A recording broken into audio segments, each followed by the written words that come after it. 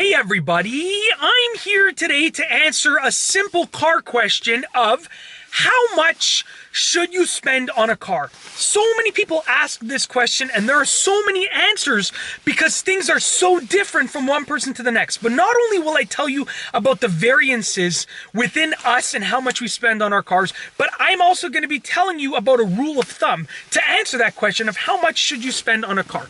So first and foremost, there are, two extremes of people. There's one extreme, which is people who don't really care about cars. They just buy a car to get them from point A to point B safely and reliably. And then there's the other extreme, which is people who love cars. They live, they eat, they breathe cars, and they love cars. They want a lot of horsepower, a lot of torque, a lot of luxurious features, the highest trim levels, the most luxurious cars. So those are the two extremes. And then there's everyone that falls in the middle.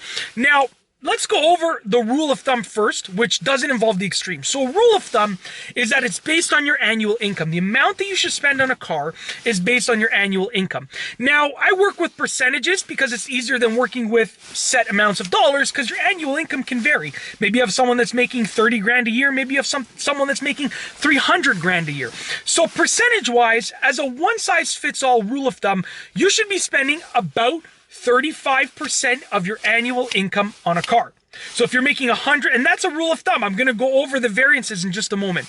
If you're making $100,000 a year, 35% of that is $35,000. So that would be your car budget.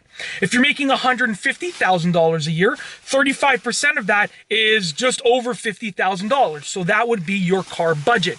So as a rule of thumb, if you fall right in the middle of the average, with regards to you don't love cars, but you don't hate them, you want something that you like, and you want something that you can afford, 35% is just a good rule of thumb. Now, here are the variances, okay?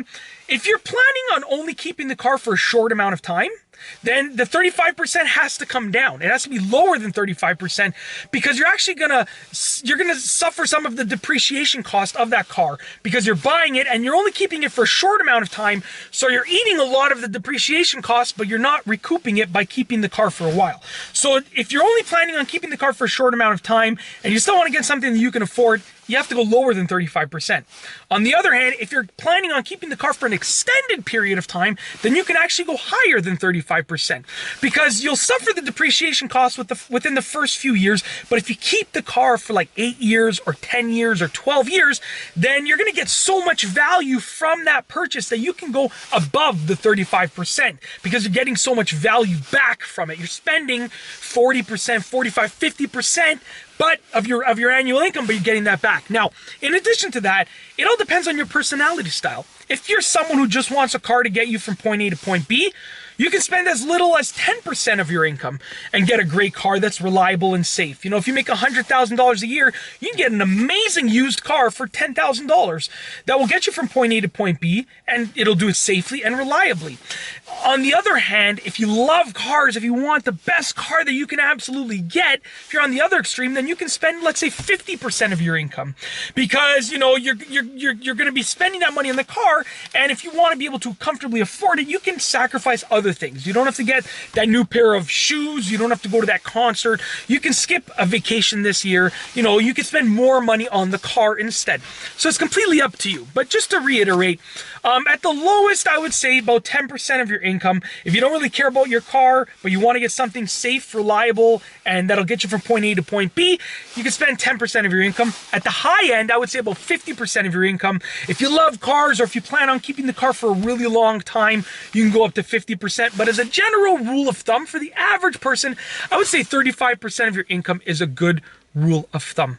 And that's basically it. In this video, I've told you how much you should spend on a car. I've answered a very simple car question. Be sure to give it a thumbs up if you liked it. Let me know what you think down below as a comment. What do you think that people should spend on a car with regards to a dollar amount or a percentage of their annual income? Let me know down below as a comment. And of course, be sure to subscribe for more great car and driving videos just like this one. And that's all I have for you today. Thanks for watching.